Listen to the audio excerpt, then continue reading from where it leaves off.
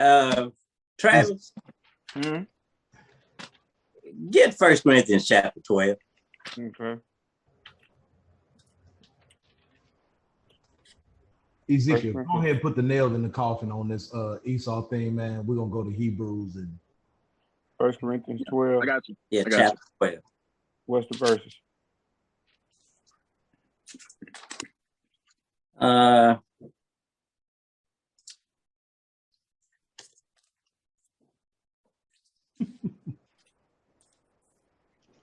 Start at verse 13. McClure, you said what? 1 Corinthians what? 12.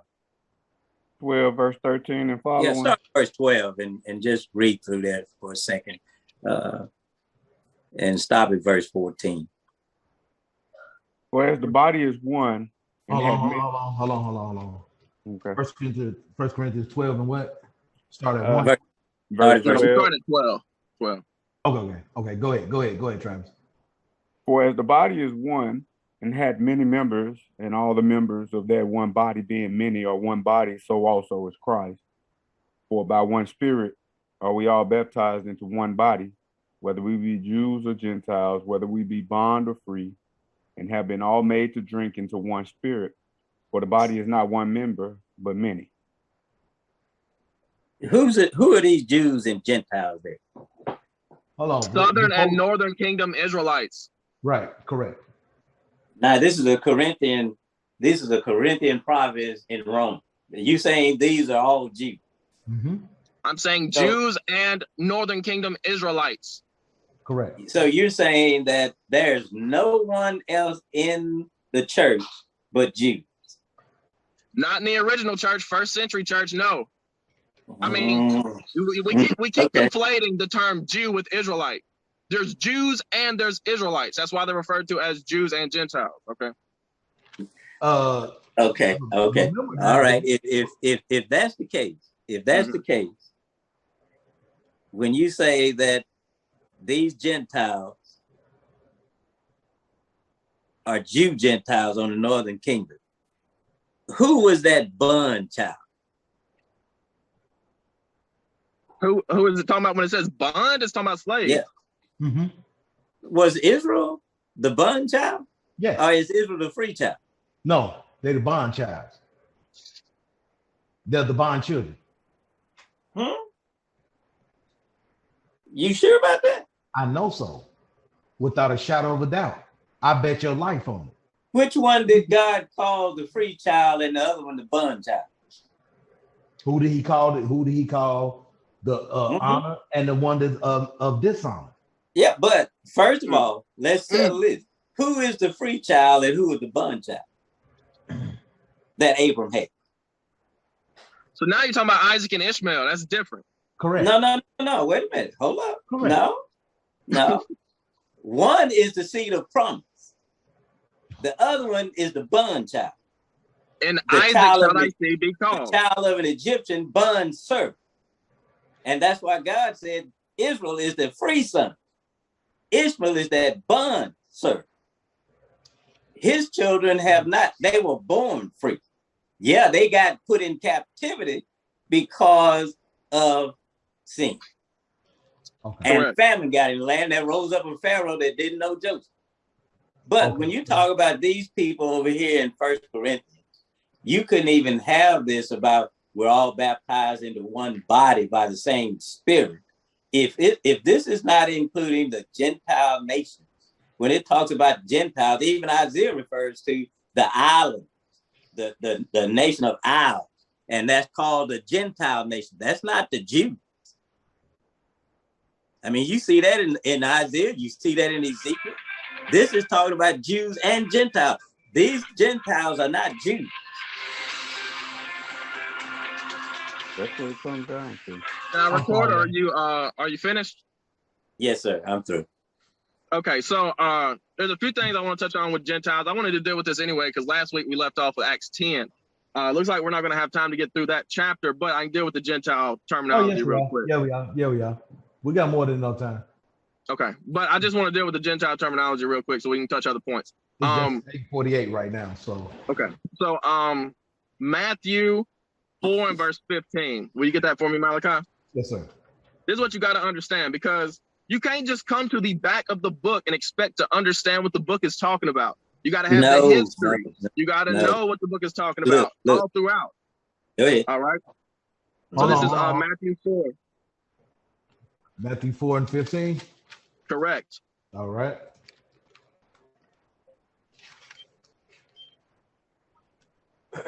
This is the book of Matthew, chapter 4 and verse 15.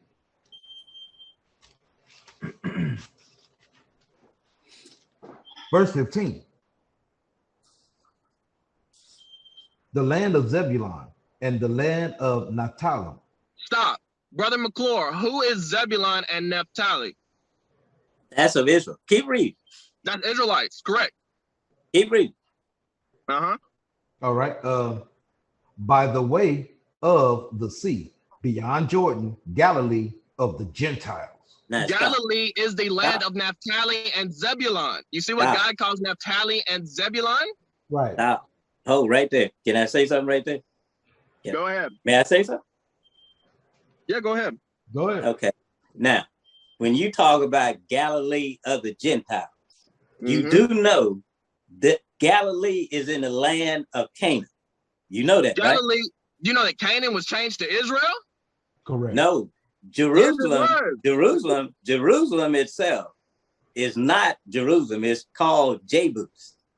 That's the land of the Jebusites. When they left, correct.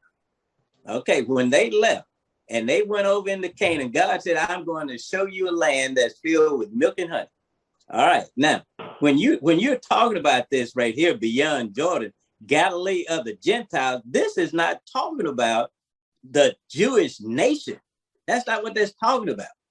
It says the people which sat in darkness, that's Naphtali and Zebulun. This is what was prophesied about in the book of Isaiah, that Jesus was going to come to them to show light to the nation of Israel, because it's a remnant that's going to be saved. That's exactly what Ezekiel and Jeremiah and Daniel, this is exactly what they're talking about. But it's coming to the Jews first. But these Jews are over in a Gentile nation, and he's coming to the Jews first. But this is why you see at the end of Matthew where he says you go into all the world, not just to the Israelites, but to the Gentiles as well.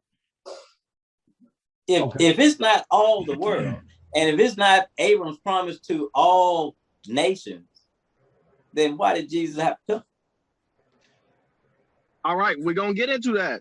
From here, we see that Zebulun and Naphtali, Galilee of the Gentiles, meaning the land of Naphtali, is, you see the northern kingdom Israelites called Gentiles. Now go from there to John 7 and verse 35. Here's another instance.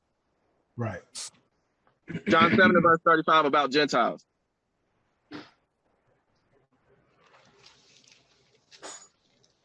John 7 and 35.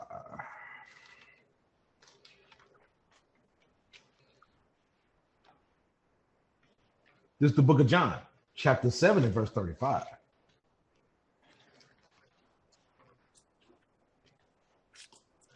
Yeah, excuse me, my doggone page is sticking.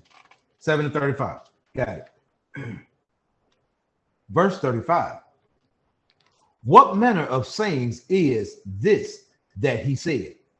Ye shall seek me. No, 7:35. I thought, you said. And said the Jews among themselves, yeah, exactly. That we shall not find him. Will he go unto the dispersed among the Gentiles? And hold on, wait. Hold on. Excuse me. Yeah, I thought I didn't know you had found. You said St. John 7 and 35, correct? That's correct. Yeah. Mm-hmm. Yeah, that's why I read it. That's the verse.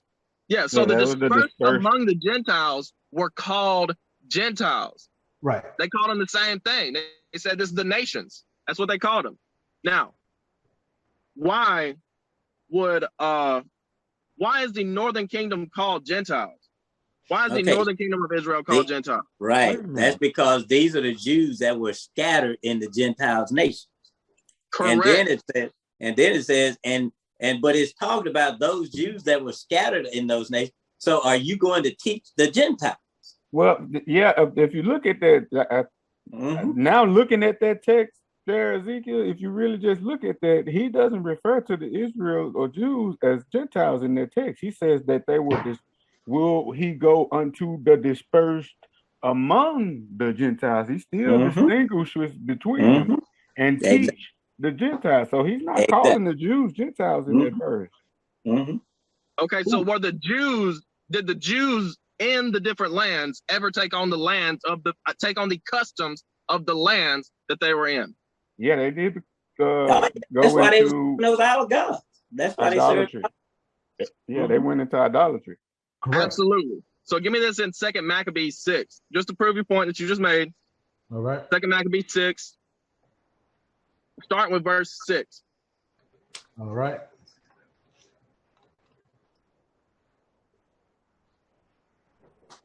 This is the book of 2 Maccabees in the Apocrypha, chapter 6 and verse 6.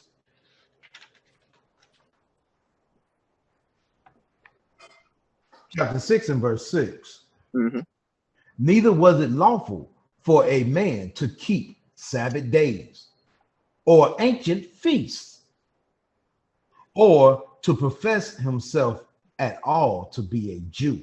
So during the Greek captivity of the Jews, you could not keep the law of God. They would kill you for that. All right. You could not even say that you were a Jew. So what did you have to say? Those Jews who were during that Greek captivity, they had to say, I'm a Greek, I'm a Corinthian, I'm a Athenian, I'm a Thessalonian, I'm a Philippian. They could not say that they were Jews. Jump down to verse 9. Verse 9. Hold on. Wait, brother. Let him finish making his point first, McClure, before jump button in, okay? You say I'm verse trying 9? to find me an apocrypha. I know I got one. You say verse 9? Hey, that's why I just stick to the 1611 KJV, because it got all the books in there. But got all the books in there. Got all the books in there. Verse 9, right? Yeah. Verse 9. Okay, verse 9. And whoso would not conform themselves to the manners of the Gentiles should be put to death. Then might a man have seen the present misery. Right. So if you were a Jew during the Greek captivity, it was unlawful for you to say that I am a Jew. It was unlawful for you to call yourself an Israelite. You had to become a Gentile, a Greek. Right. And obviously there were Jews, the Maccabean family, the Hasmonean family, of course, being the main leaders of the people fought against that edict and would rather die than to call themselves a Gentile. But not every Israelite was that way. Some wanted to be Greek, and so they changed themselves and stopped circumcising their children and all that. And some were just too weak and didn't have the spirit within them to fight against this edict. And so they changed themselves. You see what I'm saying? So that's why you get to the New Testament hundreds of years later, and you see that there are Jews and Gentiles that is talking about being saved. Go ahead, Brother McClure. I think you wanted to make a point. Okay. Now, from what you just read there, that's during the Maccabean Wars, which come from under the General Alexander the Great, and those sub generals he had underneath them. They divided all of this stuff. And when you get to Acts chapter 10, and then by the time you get to Acts chapter 11, and Peter taught these Gentiles. And by the time you get to chapter 11, you find that these Jewish believers, they challenged Peter. And the apostles and brothers that were in Judea heard that the Gentiles had also received the word of God. And when Peter was come up to Jerusalem, they that were of the circumcision contended with him, saying, thou wentest into men uncircumcised, and did eat with them. But then Peter told them what happened. And why would they try to forbid Peter teaching Gentiles? And why would the Jews, now this is the Jews that is telling Peter, you just committed sacrilege. So he's making a difference between Jew and Gentile. These are the Jews talking against Gentile people. Well, first of all, number one, you have to understand, Brother McClure. Wait, let's stay right there first. Hold on. I'm gonna stay right there. Because what you fail to realize and understand, sir, is that in the New Testament, there were two separate Gentiles, one of the nation of Romans and Greeks and all of them. Because if you understand and know what Gentile means. Gentile, the definition of Gentile means a people, usually a people that is not Israelite descent. You want me to read that? Yes. Old and New Testament. So then now what you have to understand is that when they're talking about Gentile, there was two Gentiles in the New Testament, which were the Romans, the Greeks. Hold on, wait. I did not interrupt you, sir. But what I'm saying is this: there were those Israelites that was prophesied in the Old Testament of becoming Gentiles first. And then after that, they went into slavery to what? To Gentiles. But that's what Christianity is not teaching. Are you finished now? Of course. I believe you wanted me to read Read the definition, please. Okay. So this is the Zondervan Comeback Bible Dictionary. It's a good resource to use. So this is the definition of the word Gentile. Gentiles, a word meaning nation or people. Mm-hmm. Usually it means a non-Israelite people. Correct. Okay, usually. Well, what's the problem? Usually, two parts. Understand? Wait a minute. Sometimes it's referring to, sometimes it's referring, hold on. Sometimes it's Let him read it again. Let him read it again, Read it again, bro. Usually, it means a non-Israelite people. Stop. What? Ezekiel, read that whole definition. I'm starting from the front. Gentiles, a word meaning nation or people. Usually, it means a non-Israelite people. Okay, now usually means a non-Israelite people. Correct. All right. Correct. So now, does that word ethnos means heathen? Who? Ethnos. Yes, it means heathen. Yeah, that's what I actually like. When I went to the Old Testament, I looked up the definition, found that same thing. Ethnos, usually Gentile, usually heathen, usually non-Jewish. You go to the New Testament, the same term meaning the same thing. Yeah. So when you see usually, yes, that's indicative of when you run into this word, most likely this is what that's gonna mean. Yeah. So that's in most cases, this is what that term gonna mean. So but everyone that we went to, you said that's not that. That's not that. When we just read that definition says usually this is what they're saying.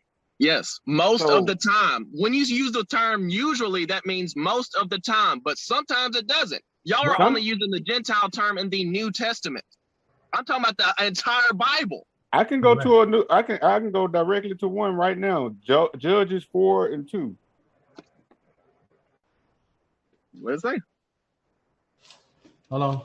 Judges 4:2. Hold on. Matter of fact, I got a better one. Oh, well, you said Judges 4:2. Well, yeah, we can go to Judges 4:2. That's fine. I don't see what they say.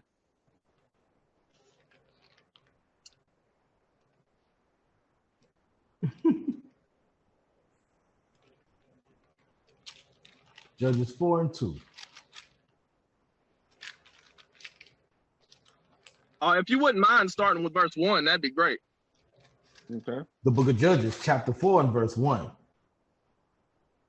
And the children of Israel again did evil in the sight of the Lord when Ehud was dead.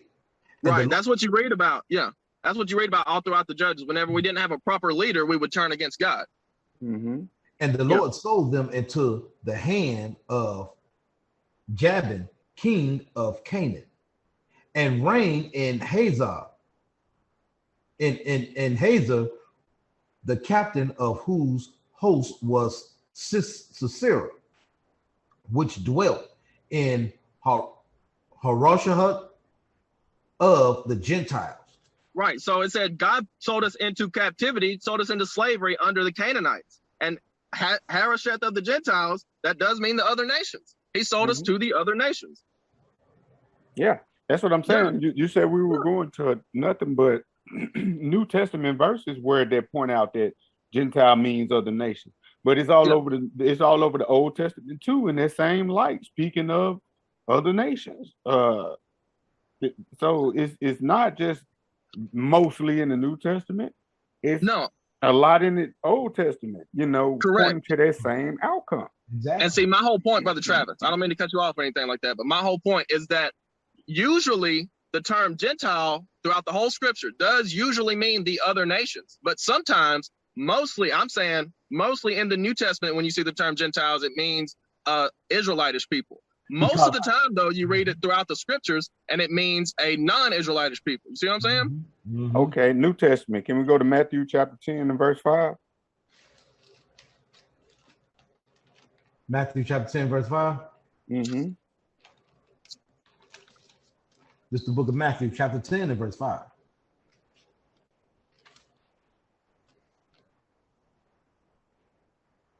These 12 Jesus sent forth and commanded them, saying, Go into the way of the Gentiles, and into the city of Samaria enter ye not. So, and that was one of the verses that you used to show that Christ came to Israel. Now, the argument was that he came to Israel first. That was God's will. And then afterward, just like Paul told the Judaizers who were in the book of Acts, he said, since you judge yourself unworthy of eternal life, lo, we turn to the Gentiles. But in that text, go not into any way of the Gentiles. Who is he talking about? Let me ask you this. What is a Samaritan? Right. What is a Samaritan? Correct. What is a Samaritan? Well, that's intermingling Israel and, with the other nations, Samaria. What is Samaria?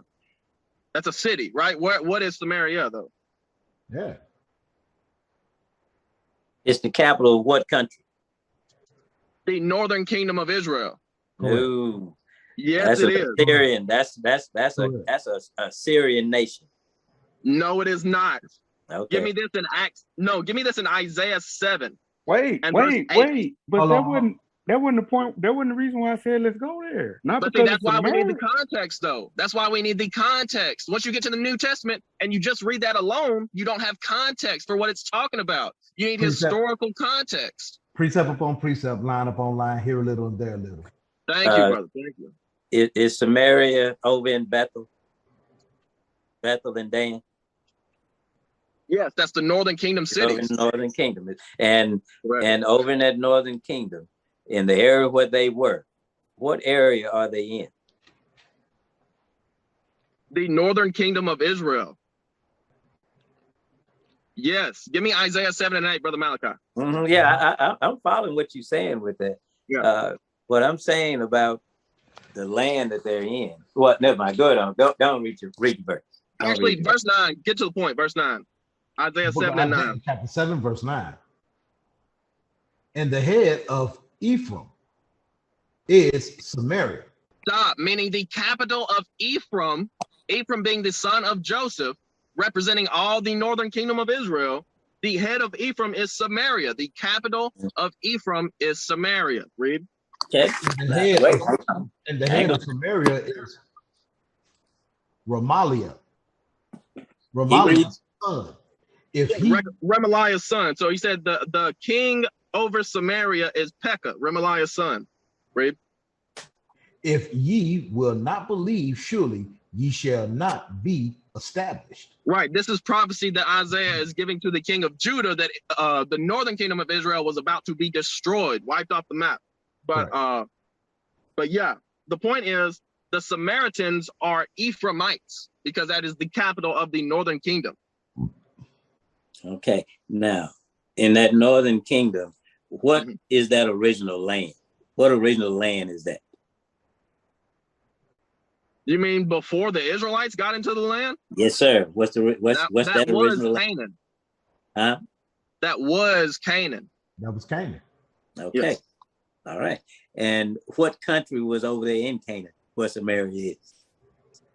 There's plenty of countries over there in Canaan. You had the Phoenicians, which were also Canaanites. You had Syrians. You also had Edomites. You had Moabites. You had Ammonites.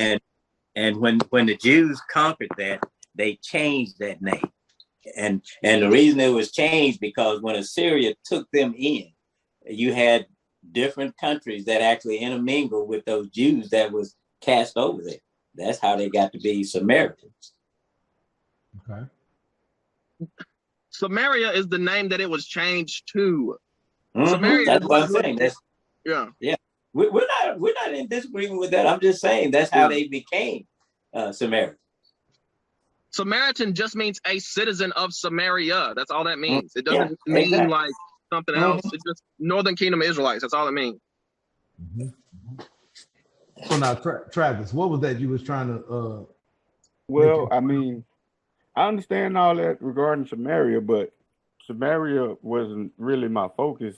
The reason why I asked to turn there, it was for the previous verse. You said Matthew 10. What was? But not the previous verse, but the previous word. Go not Matthew 10 and verse 5. When Christ told the 12, go not into the way of the Gentiles. I asked, well, who is he referring to as Gentiles? The Samaritans. Right. Well, he distinguished clearly from. He said, and enter not into the center of the. So if he was just talking about the Samaritan, he wouldn't have had to say two names. What? But you got to understand, though, Jesus is speaking in a parable. Right here? Yes. This is not literal word. He's giving them instructions to go preach. Listen. I understand that. Look, hold on. Let's look at the text. These 12, Jesus sent forth and charged them, saying, go not into the way of the Gentiles, and enter not into any city of the Samaritans, but go rather to the lost sheep of the house of Israel. You said, you guys use that and saying, you see, he said, go to Israel. Correct. And I agree, he did. And in that previous verse, he said, go not into any way of the Gentiles. And he had a conjunction, enter not into the city of the Samaritans. He distinguished. So I'm asking, who are the Gentiles? So that's what I'm saying, though. The Samaritans are the Gentile, because you got to understand, you had them that was of different bloodlines than those of the lost sheep of the house of Israel, because the lost sheep of the house of Israel, they was also considered Gentiles too, not by blood, but by the customs they was keeping of those that had them in slavery. Yeah, I feel like we're getting a little tangled up here. When it's talking about the lost sheep of the house of Israel, it's referring to those. He's saying, go to those that are really lost, meaning Judah. I'm going to get this here in Zechariah 12 and verse 7. The book of Zechariah 12 and verse 7, because this is the prophecy. This is why he went to the Jews first. That's why they went to the Jews first, Judah first. This is the book of Zechariah 12 and verse 7. Zechariah the Lord also, Zechariah 12 and verse 7. I'll read it. The Lord also shall save the tents of Judah first. Correct. That the glory of the house of David and the glory of the inhabitants of Jerusalem do not magnify themselves against Judah. So yeah, that was the prophecy. That's why I always say to the Jew first and then to the Greek, to the Jew first, then to the Gentile, because you had to go to Judah first, because that was the prophecy. So that the rest of the Israelites didn't try to exalt themselves above the tribe of Judah. So that Gentile, when he said, go not into the way of the Gentiles, he was talking about Jews? It was talking about Northern Kingdom. Again, we're conflating. Jew is not a term that means all 12 tribes. Correct. Jew is a term that means Judah, Benjamin, and Levi. All right? The rest of the tribes. I just got to ask, you don't see how confusing all of that sounds? God, it's not if you know the history. It's not if you know the history. I'm telling you. God is straightforward. He is. If you read the whole Bible. But this is what I'm saying.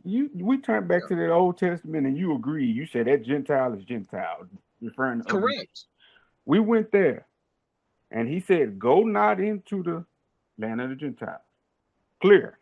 And enter not into the city of the Samaritans. That's Christ saying, don't go to this way. Don't go to that way. If he was just talking about the same thing, all he had to say was, don't go that way. He made it clear that this is two different sets of ways he's talking about not going in. Samaritans, Gentiles. Except go to the lost sheep of Israel. He said it clearly. Why can't it just be that he's speaking about other nations? When he says, do not go in that way, don't go to other nations. It depends on the context. Correct. The Bible is redundant. That's why it said the same thing twice, because it does that throughout the whole Bible. You read the prophecies of Isaiah, he goes through the same prophecies over and over and over again. Correct. You see what I'm saying? The Bible is redundant so that we get it through our thick skulls, so that we can't be stubborn about it. You see what I'm saying? Well, I got a question, Ezekiel. Yes, sir. Is Cornelius Oh God. a Gentile? Is he a Gentile? It depends on what sense you mean. He is a Northern Kingdom Israelite. Yes. Cornelius? Mhm. Correct. Let's deal with Acts 10. Let's deal with that. Because we never got a chance to deal with it last time we was on. Acts 10, start with verse 1. We're going to jump around. We could do the whole chapter, but, you know, I don't think. No, just stay in Acts 10. Yeah. All right, hold on. Let me get to it right quick, man. Yes. I ain't mean to trip nobody up, man. I'm just let y'all know, man, that hey, you know what I'm saying, that you got to understand that when he's talking about Gentiles, he's talking about other nations, and then he could be talking about Israel at the same time. So That's right. It depends on the context. That's why come he giving clues in there, telling you and letting you know. He's saying Gentile, then he's talking about Samaritans. Understand? Those are Gentiles. Samaritans are Gentiles. But they was of other nations. They was of other bloodlines. But now hold your point right there. What you just said. Even with that woman at the well, she knew that she was an Israelite because she said, Correct. Our father Jacob. Correct. And she would not be wrong when she said that our father Jacob, because she is half Jew. No, she only is what her father is. She's not. There's no such thing as half Jew. That's correct. There is no such thing as half anything when according to God. Well, you have what they call proselyte Jews. Those are people who have come in because they have obeyed that law. That's called a proselyte Jew. And you also have a term where the Gentiles did that by nature. Then the Jews had the law, but the Gentiles did it by nature and didn't even have the law. And I know y'all read that. Course. We're getting off course. Acts 10. Okay. But go ahead on Acts 10. Read Acts 10. Go to Acts 10. Acts 10 what? Start with verse 1. This is the book of Acts, chapter 10 and verse 1. There was a certain man in Caesarea called Cornelius, a centurion of the band called the Italian band. So Cornelius was in the Italian army. Okay. Was there Israelites in Italy? Yes, there was. Give me Acts 18. Start with verse 1, I believe. We hold this in Acts 10. We ain't running away from it. I'm just going precept upon precept. Right. All right. I'll start with Acts 18 and verse 1 and read verse 2 as well, so we can understand that there were Israelites in Italy. He's breaking the code that's being read. That's correct. Because if you take a word literal, you can get tripped up. What? Acts 18, start with 1, and we're going to read verse 2 as well. Okay. This is the book of Acts, chapter 18 and verse 1. After these things, Paul departed from Athens and came to Corinth and found a certain Jew named Aquila, born Pontus, lately come from Italy. You see that right there? So Aquila was in Italy. Read. With his wife Priscilla. Read. Because that Claudius had commanded all Jews to depart from Rome and came unto them. You see that right there? So there were so many Jews, so many Israelites in Rome. Claudius said, no, we got to get all these Israelites out of Italy. He made that decree. So go back to Acts 10. That's just to prove that there were Israelites in Italy. All right. So give me Acts 10. You can read verse 1 again if you want, but verse 2. Verse 2. Yeah. A devout man. Stop. What does it mean to be devout? What does that even mean? All right. Give me Acts 22 and verse 12. This proves what it means to be devout. Acts 22 and 12. That's right.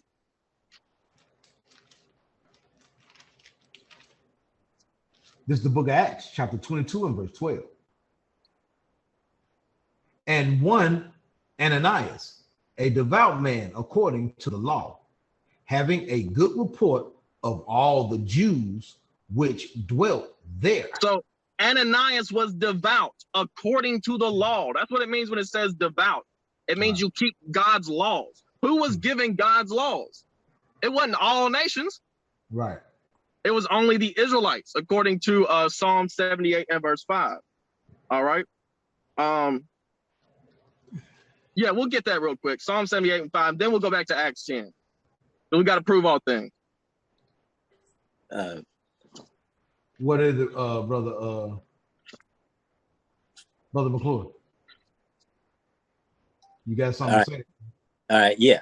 I was just waiting. I was trying to be nice.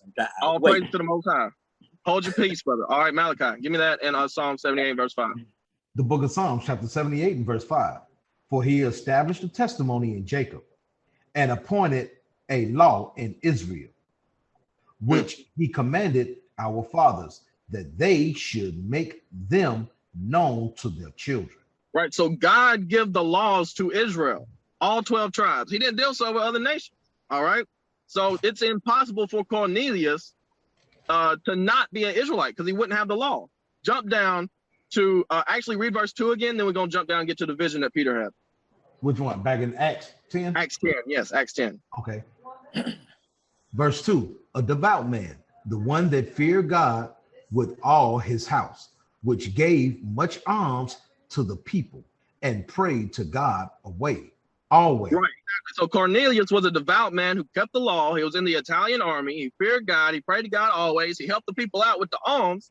Jump down to Acts 10 and start with 10. Verse 10. Yes. And he became very hungry and would have eaten, but while they made ready, he fell into a trance. Right. So Peter is having a vision, right? Read verse 11.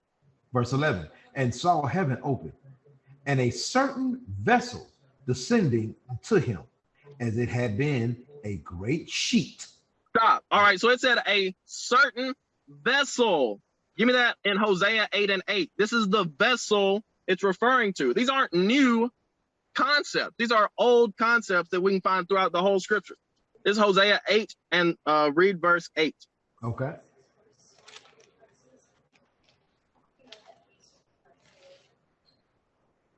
Hosea 8 and 8. Okay, hold on here.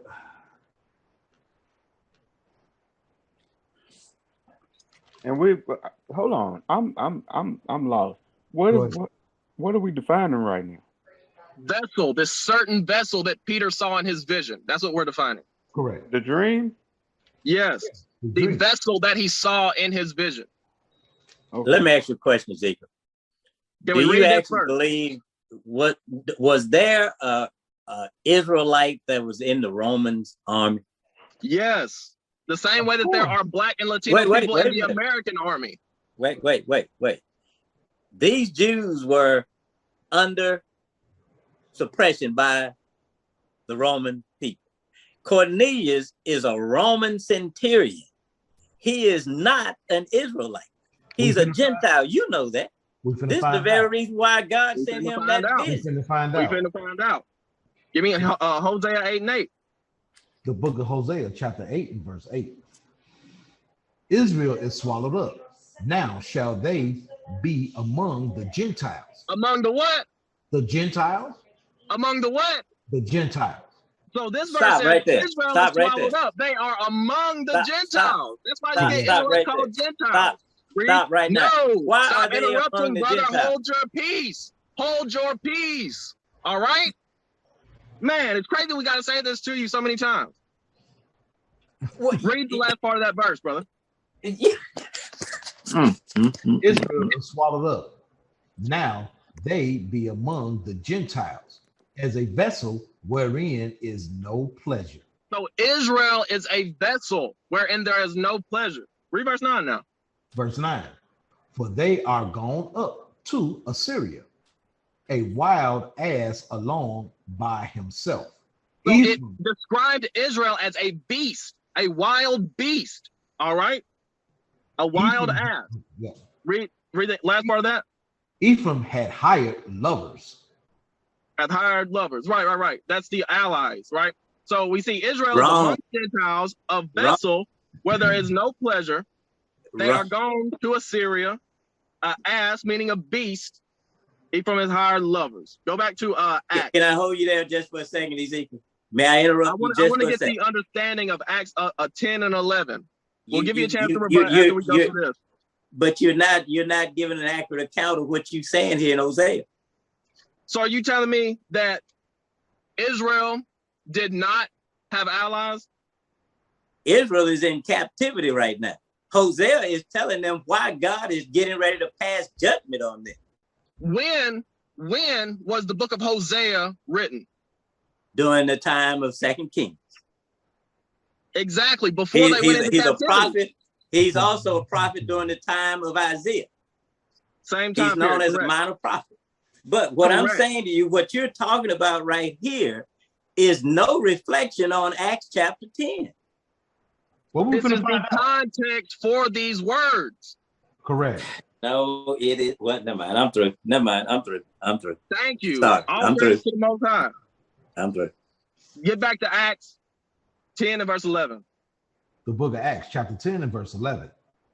And saw heaven open, and a certain vessel descending. Right. The certain vessel is the vessel wherein there is no pleasure. Right? Israel that is among the Gentiles. Right? Read.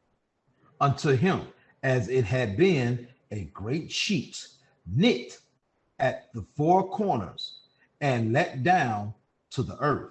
Knit at the four corners, Give me that in Isaiah 11. Start with verse 11. All right.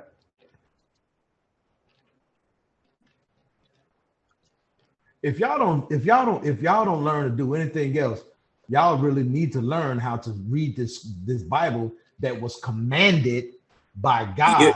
Look, no, actually, line upon line. No, because what you're doing, you're taking this, you're taking it out of order. You're taking that totally out of order. What Hosea is talking about. Understanding by you trying to interpret the scriptures. When Malachi, nobody has to interpret it. The Bible speaks for itself. God said that scripture interprets scripture. Malachi.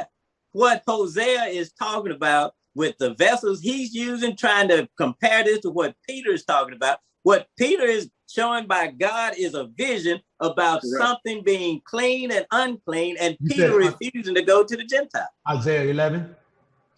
Isaiah 11, start with verse 11 and read through 12. Because remember, it said a vessel, just like Hosea said a vessel wherein there's no pleasure. And then it said knit at the four corners. Read Isaiah 11:11. This is the book of Isaiah, chapter 11 and verse 11. And it shall come to pass in that day that the Lord shall set his hand again the second time to recover the remnant of his people, which shall be left from Assyria. So God is going to recover all the Israelites from these places. Read. From Assyria and from Egypt and from Pathros and from Cush and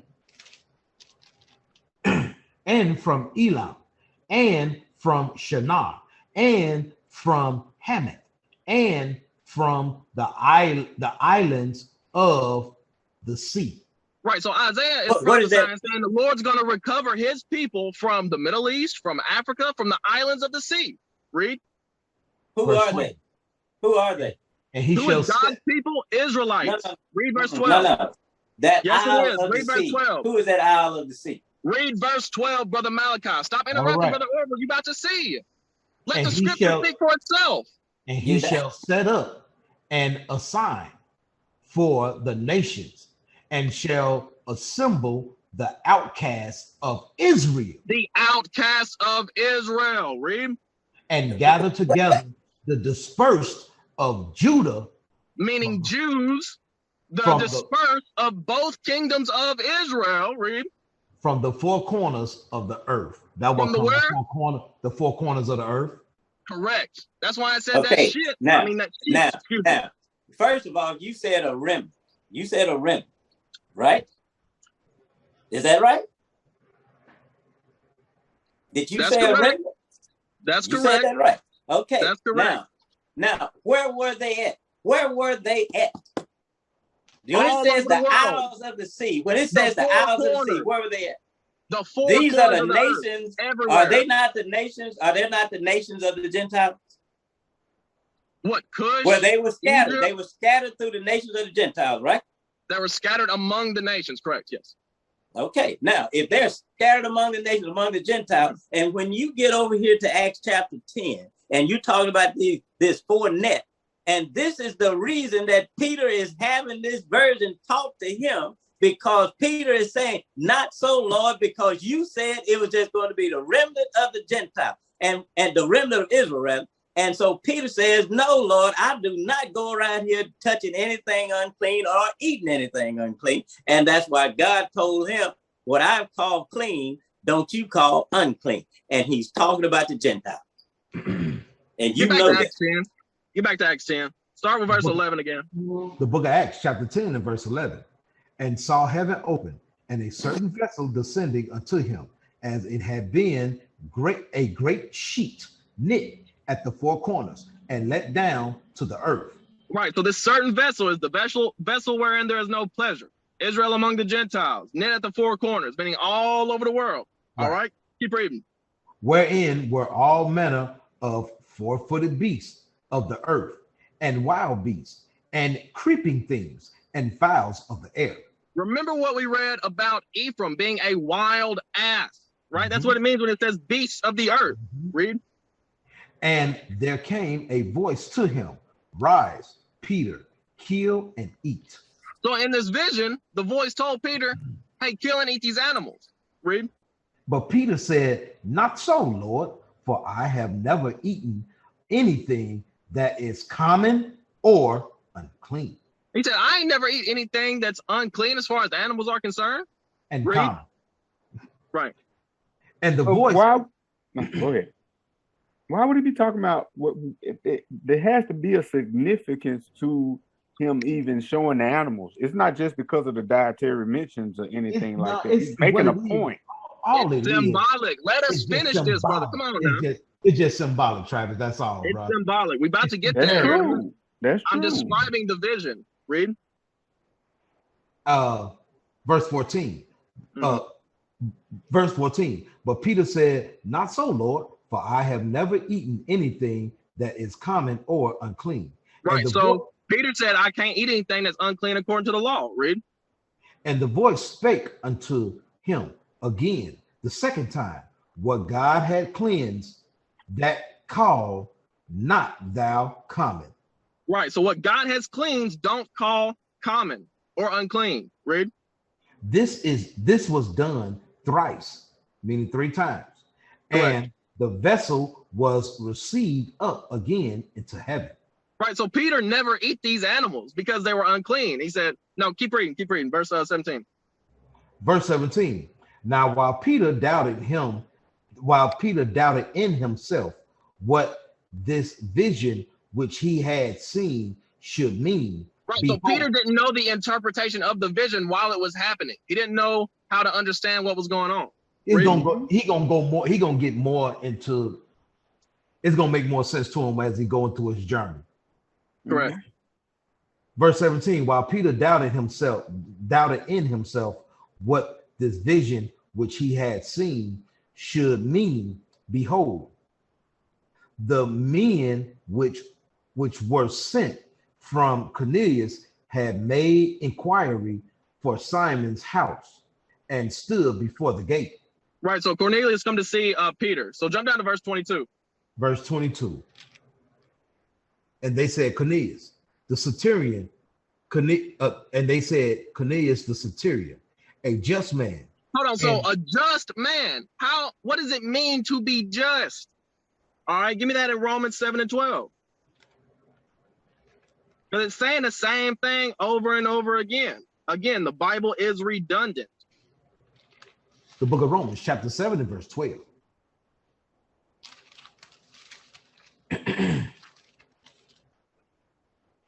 Verse 12.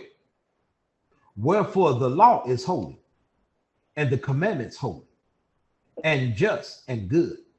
So it said the law is holy, the commandment is holy, and it is just, and it is good. So again, we see Cornelius was keeping the laws of God. He was a devout man according to the law. The other nations never received the law. Only the Israelites received the law. All right. Question. Jump down to 28. Hold on. Travis got something to say. I realize that, but I don't want to skip over these points. Go ahead. Okay, we'll come back to your question, Travis. Verse 28. What's that? Acts 10:28. Yes. Okay. The book of Acts, chapter 10, verse 28. And he said unto them, ye know how that it is unlawful thing for a man that is a Jew to keep company, or come unto one of another nation. That's But exactly what Jesus Christ said about the Samaritan woman, or rather the Samaritan woman said that to Jesus. Thank you. It's exactly the same thing, because Judah and Israel were no longer one nation anymore. It was two different people at that point. The whole point of Christ is to bring both kingdoms back together. Correct. Read. Or come into one of another nation. But Yes. God had showed me that I should not call any man common or unclean.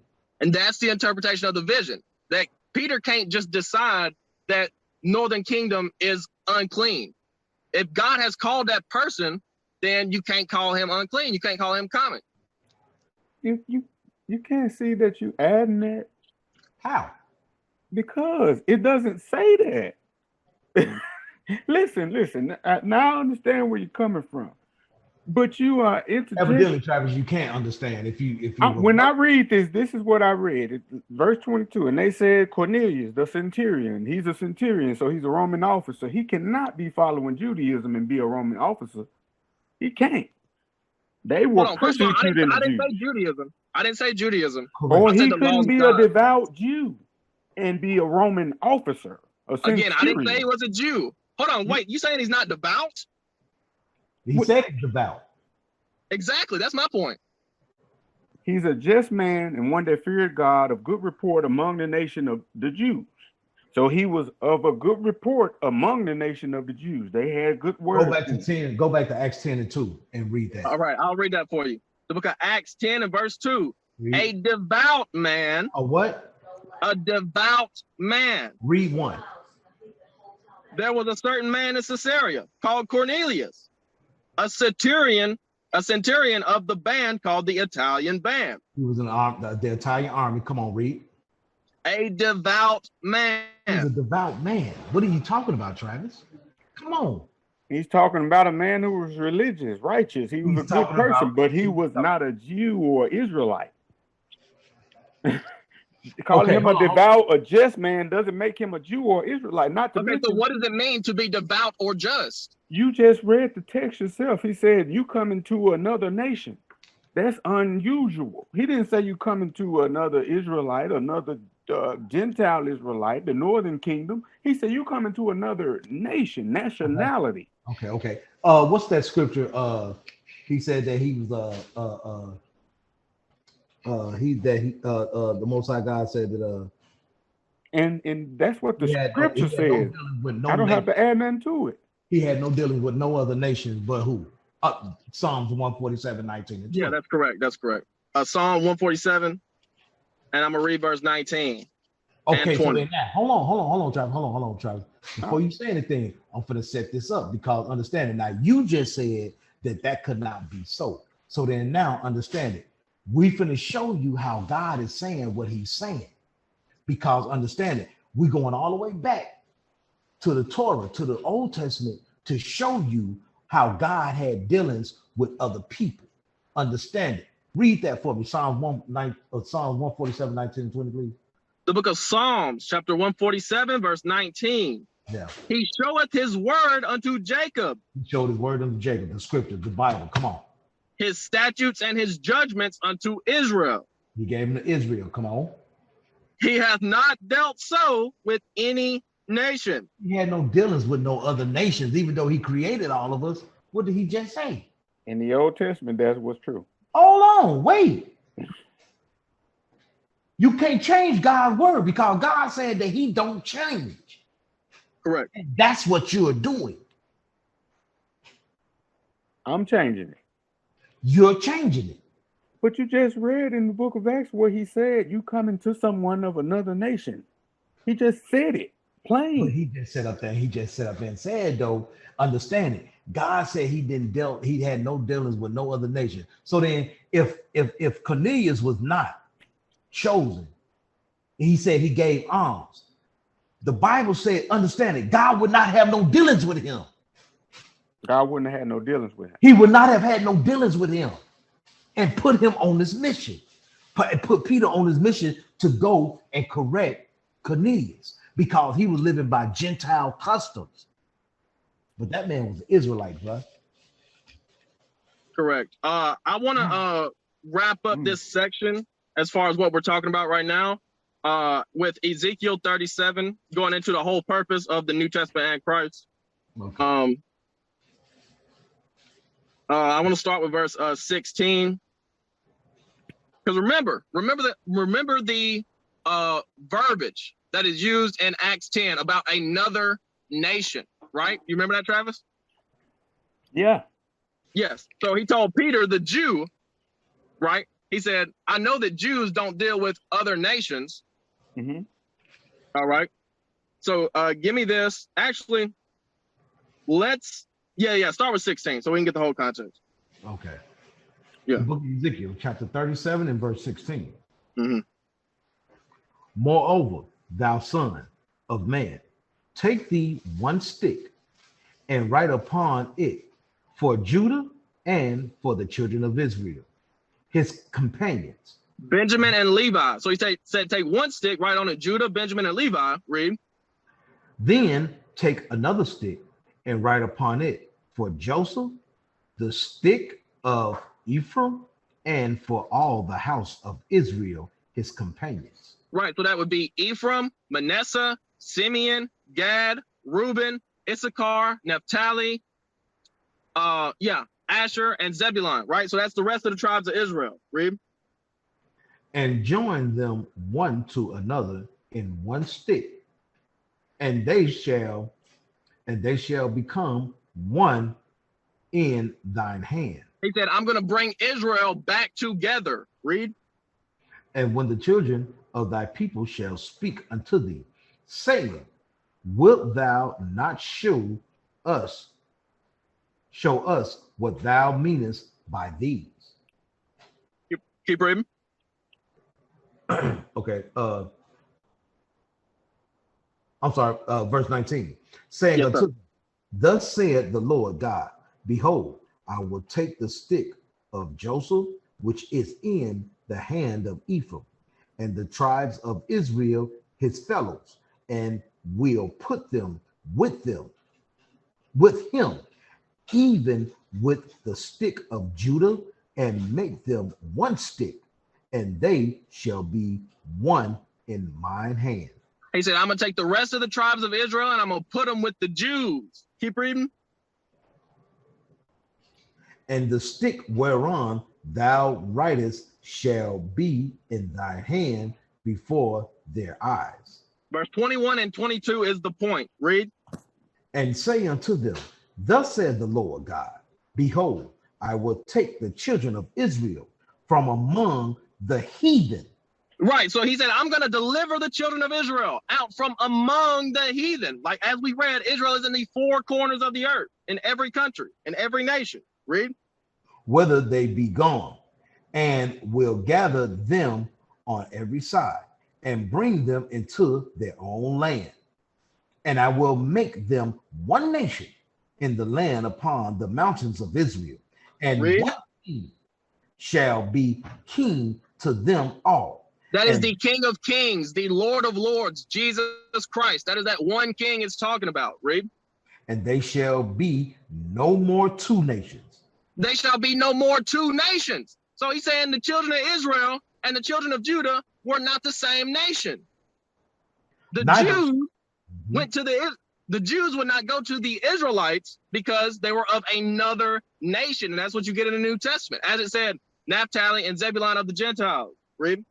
Neither shall they be divided into two kingdoms anymore at all. And you talk about the promises of Christ. This is the promise of Christ, that he would bring Israelites back together and deliver us up out of the lands, whether we be gone into captivity, and bring us back to the land of Israel. All right. So Travis, what you got to say, man? In all honesty, it's like when you go to a certain text, you say, well, this means nations. But when we go to another text, this don't mean nations. When we go to a certain text, this means this. But then when we go to another text, because it don't fit the narrative, it's not that. That's what it appears to be. Because if we can go and read that just as plainly, we should be able to go and read that just as plainly. God dealt with Israel in the Old Testament. They was the only nation he gave his laws, his commandments, his word to. Also the prophecy of Christ. But through thy seed shall all nations be blessed is in there. So if those mean nations, then ALL next to nations means all, not just those two. So it's basic. So I agree with what you just read. Yeah, he's talking about Christ. Yeah, he's talking about Judah and Israel. But how can you just take this and then say, well, so that can't be that? All nations of the earth mean all nations. ALL. And if it ain't but two, wasn't no sense at all. So you saying God's word is contradicting itself, or no? God's word fulfilled itself. God's word is perfect. Yeah, it's perfect. The nation by whom Christ would come through, delivered through the sin and the idolatry and all the things that they went through. They still delivered. And God said, Let me ask you something, Travis. Mm-hmm. What are you stuck on? What am I stuck? What's your angle? Because I mean, you're so stuck on wanting all nations to be a part, but I know what it is though. I know what it is. Transparency. I know what it is, because I mean, for the simple fact, because you're so close to someone that's of another nation and understand it, and then you can't believe that. Okay, here this God is that said that he loved this and he loved that and he loved all people. And he John 3:16 and all this. But what we're failing to realize and understand, though, is that God said he never changes. Understand it. When God and when the Most High God and Christ sat down and had made their covenant with each other, they made an agreement. Mm-hmm. Jesus is not going to contradict the word of the Most High. The Son is not going to contradict, understand it. He's going to be right there, understand it. And so what we have to understand and realize, bro, is that now here it is, because it's showing itself. The signs of this time is showing itself. These prophecies this book is speaking and it's coming to life. It's true. And so then now understand it. So then now, okay, y'all can't believe that, hey, they're gonna put all of the nation into slavery, and you know what I'm saying, they're gonna go through this and they're gonna go through that. But see, what y'all thinking though is that, people, you might even hear some people say, well, when we get all the other nations in slavery, we're gonna be able to do to them what they did to us. That's not true. That's not true, bro. Am I lying, Ezekiel? No, sir. We had laws on how we should rule over people. The way the heathen ruled over us was lawless. They didn't rule us with law. They ruled us by how they felt.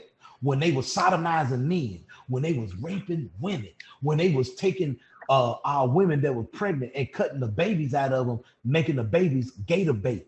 Understand it. When they was any horrific or terrible thing that you could think of, what they did to us, they did it to us, and this book is saying it. But guess what? The Most High God said, no, y'all ain't gonna do that. So then see now, so then now for a nation of people, because you think of it and hear it is like saying that, okay, well, this is how God feels, this is what he said he was gonna do. And y'all feel like that we're teaching hatred. We're not teaching hatred, we're teaching word, bro. No, I don't take it from that standpoint. See, this is like, first, let me say. Go ahead. At the end of the day, what I say, what you guys say, it don't make no decisions in my mind regarding who God is or what God doing. Only thing that make decisions about God for me is this Bible. Now I can go to the scriptures and show you God standing with Israel, just like you said. But just like I took you there, I can take you to the other section and show you where he loves all. Hey, babe. Where Christ died for all sin. Hold on. Go ahead. Hey, babe. I'm right here in the law. Right. So I know, babe. I Brother Travis. ran in trying to catch this call before it got started. Yeah, I just wanted to address how I stayed in one place in Ezekiel. But I jump around in Acts 10. Okay, babe. That's because to understand Acts 10, you must have historical context. And that's why I was going through the different prophecies, different historical context of Acts 10. And Ezekiel 37, I just explained those. I could have jumped around to talk about how the split in Israel happened under Solomon was being wicked. It happened under his son. You know what I'm saying? But I explained it. You know what I'm saying? I want to answer just a little bit more real quick. Being close to someone and not being close to God, that means I'm wasting my time. I don't care how many people I get close to. If I'm not doing what God said, I'm still going to hell. I don't care. It don't make a difference trying to please man. I'm literally wasting my time if I'm not going with the foundation of it. Well, the scripture said, "Let God be true and every man a liar." Exactly. Correct. And so I can go into this book and look and see that Christ has died on the cross for all men, for every single soul that will obey him. And he ain't concerned about the blood in your veins, only about what's in if you're going to obey him from the heart and his word and his will. And believe me, it ain't to please nobody. It's because it's true. So, no, I don't believe that y'all teach hatred. I think you holding to what you actually truly believe. And I have a bit of respect for it because I think it encourages some positivity that's been missing for a while. But do I agree? According to the scriptures, I can't. Do you agree to the scriptures? You say you agree to the scriptures, right? Mm-hmm. Why come you don't do what Isaiah 58 says? Why come Christian pastors don't do what Isaiah 58 says? Isaiah 58? Yeah, Isaiah, pull it up. What verse? Start at the first verse. Cry aloud, spare not, lift up thy voice like a trumpet and show my people their transgression. They're in the streets. They preaching the word in the streets. They trying to grab. That's all that goes back to when they was talking to Christ and they was telling Christ about, hey, Jesus healed on the Sabbath day. Understand it. Mm-hmm. And then he said, would not you go and get your goat, mule, horse, rabbit, whatever, out of a hole? You know what I'm saying? That's what they doing. They're getting God's people and pulling them out of sin, the hole of sin. Why come Christian pastors are not doing that? Why come the church is not doing that? Why come the men of Christianity not doing that? But you say you believe in the word. You know why come you don't do that? Because you believe that, well, the Old Testament is done away with. We're in the New Testament now. But guess what, though? But the thing about it, though, Travis, what we're not understanding and realizing, brother, is that, hey, God said that this is a part of your works. Faith without works is what? Dead. Dead. So now, if you believe in the word or the works, then you're going to do the job. So then now you say you believe in the word. Mm-hmm. Why are y'all not doing this? Why are y'all not out there trying to pull people? Understand it. We in the man. One thing I definitely would say about IUIC, and I ain't gonna just say IUIC. The Israelite brothers, man, they are in the worst. They are in the worst conditions of the cities of our people, where people are getting killed. People got AIDS. They having gun shootouts. We getting guns drawn out on us. We getting, you know what I'm saying? We getting shot at and everything, and we're not stopping. And we're steady going because of that one verse right there that says in Isaiah 58:1, cry out loud, spare not, show my people their transgressions, and the house of Jacob their sins. Where's the world in that? Where's the other nations in that?